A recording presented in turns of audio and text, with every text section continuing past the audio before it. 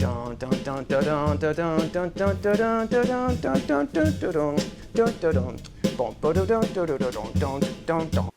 I'm not a professional singer. In case you were wondering, I am not.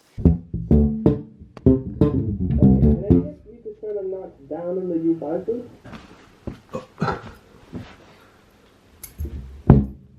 That's it. So a few months back, we were hanging out with Jonathan Marin, who's going to be giving you an awesome lesson today. And we were over in New York creating a killer course for you guys.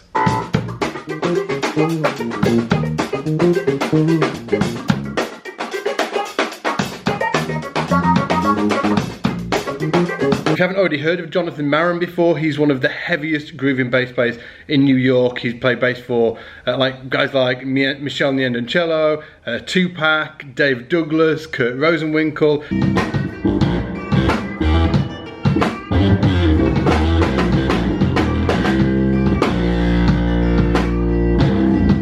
He's just been on tour with Donny McCaslin from the David Bowie Black Star Band. He is killing. Oh! Paulo, did you just... Got it.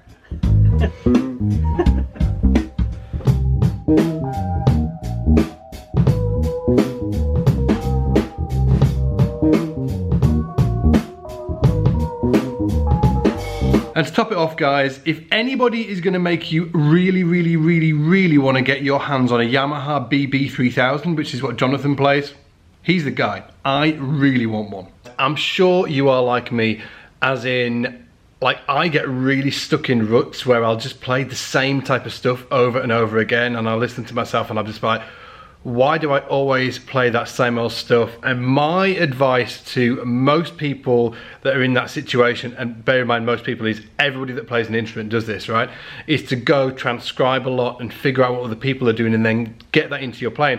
Well, in the course that we've just released with Jonathan Marin, he talks about a specific technique that I've never really heard anybody talk about, and it's really unique. I think it's really worth its weight in gold. I've been doing it over the last few months. I also just want to say a massive thanks for Jonathan, just for, you know, coming and being involved in Scott's Bass Lessons. It blows my mind that we're able to bring bass education to you guys out there on YouTube and in the membership over at Scott's Bass Lessons, because guys, I don't know how many of you can remember this, but I can remember going to the library with my dad, and there was like 5 guitar videos, and they maybe got one every 6 months, a new one. And like now we're spoiled with being able to get this content from amazing players like Jonathan.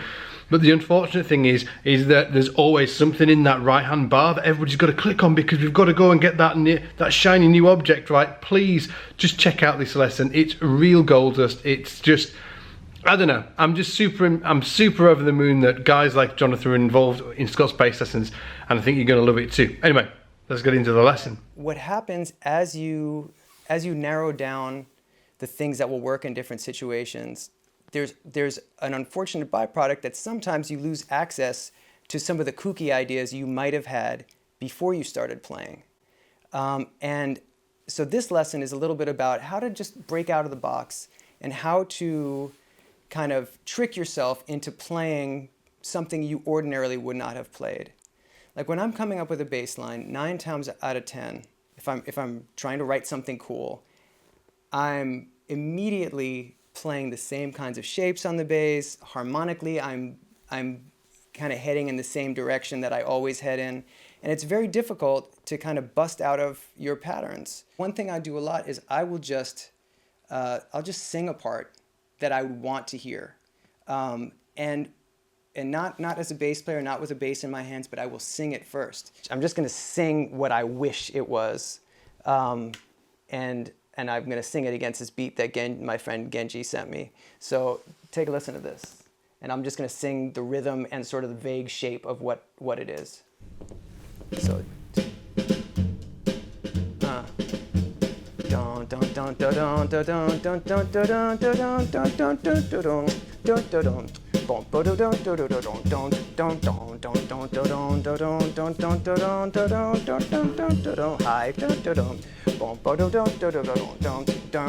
So, no, I'm not a professional singer. In case you were wondering, I am not. So, but so like that kind of yielded something. Like I sang I sang that shape and that part, and I'm like, okay, there's something there. And so I actually wrote it out. I wrote out the rhythm, and I just like wrote like arrows for like it goes up here, it goes down there, and I started. It took quite a while actually to kind of figure out what notes I might want to hear playing those rhythms and what the shape of the bass line would be. And I just knew I wanted it to like go like.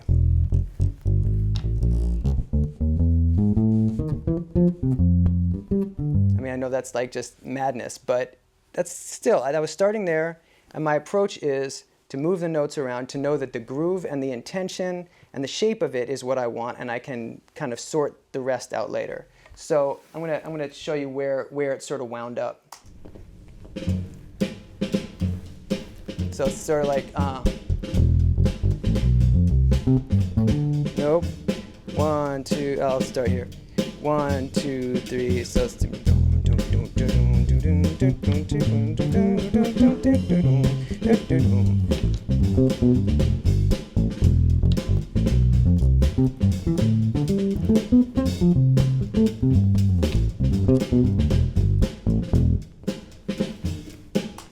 so I'm not convinced that that's the best bass line ever written, but even just by approaching it that way, like, so the very first part of the bass line, like, I sort of challenged myself to make some choices that were outside of what I would usually go for. And like, kind of using an open A to like jump up to a B, like, I don't know that I've ever done that, at least not like comfortably. Like I was like, okay, that's already.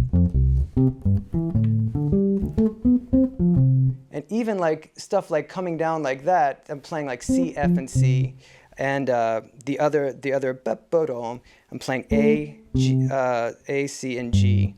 So ordinarily, my default, if I'd had a bass in my hands, everything would have been like octave, fifth, root. Like everything would have been really, really put away, really predictable. So just by sort of going on this wild goose chase, I've kind of opened up some new sounds. Like I'm like. And this little answer phrase of like, okay, boom, bo do don do do do don don don don do do don don don. Like, I actually like that. I'm going to use that for something. So, so that kind of a pursuit, like, is it like a massive success? Like, is that bass line going to change the world? Maybe not. But it kind of gave me a look into like some new shapes, some new approaches, like a new way of laying out the rhythm. And then if you want to even go deeper, you can start to like sit down with your kooky bass line. And it can be a lot simpler than that too. I think I wound up making it a lot more complicated just because I knew I was going to be playing it like into a camera, and I wanted to like be something sort of interesting to listen to. But you can take that bass line from outer space that you've just made up and start to work out the chords that you might want to hear over it. And then you can start to like just come up with a melody. And even if it's all disastrously bad, you might wind up bailing on the bass line you came up with, but saying those chord changes are interesting, or like that melody is something. Like these are all different ways of sort of like reaching out of like bass player world and finding these new sounds. So it's something that I do all the time. In a little bit, I'll be joined by my friends Genji Ceresi and Christian Almiron, and I'll play a little piece of a tune of mine that was written this way. And I also think it's valuable because, people always talk about transcribing and the importance of that, which I agree with. And this is kind of, if you haven't been transcribing, this is kind of a nice entry point where you're transcribing yourself. You're kind of getting clear on what your own rhythmic patterns are, and you're going to start to kind of recognize the different sounds and how they correlate to the rhythms that you're writing down. So it's a nice entry point for transcribing as well. So I really recommend this, and I hope you enjoy the examples.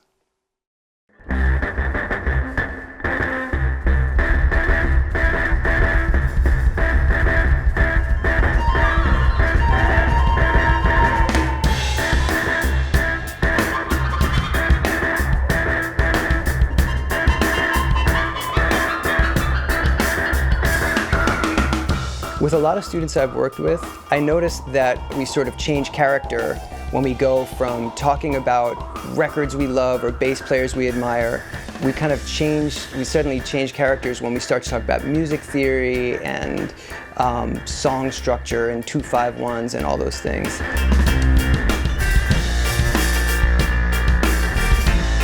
It's really great if you can keep the two sides, your super geeked out, enthusiastic musician self who just loves listening to music. I think it's really great if you can keep that side integrated with the side of you that's getting access to all this new information about harmony and song structure and all that. I think students of all levels could benefit from this course. Some of the ideas I introduced I think are applicable on a lot of different levels.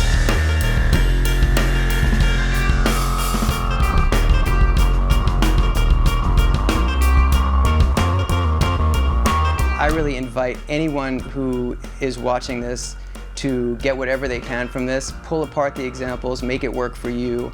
The thing I'm looking for most is just to inspire people's curiosity and to get people just digging deeper and getting more and more into music and playing the bass.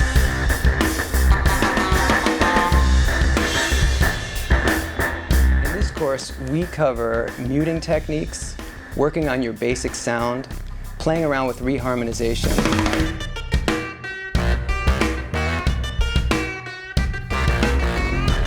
Taking one bass line and getting 3 sections out of it, playing different instruments to get different sounds, and messing around with a whole pile of effects pedals.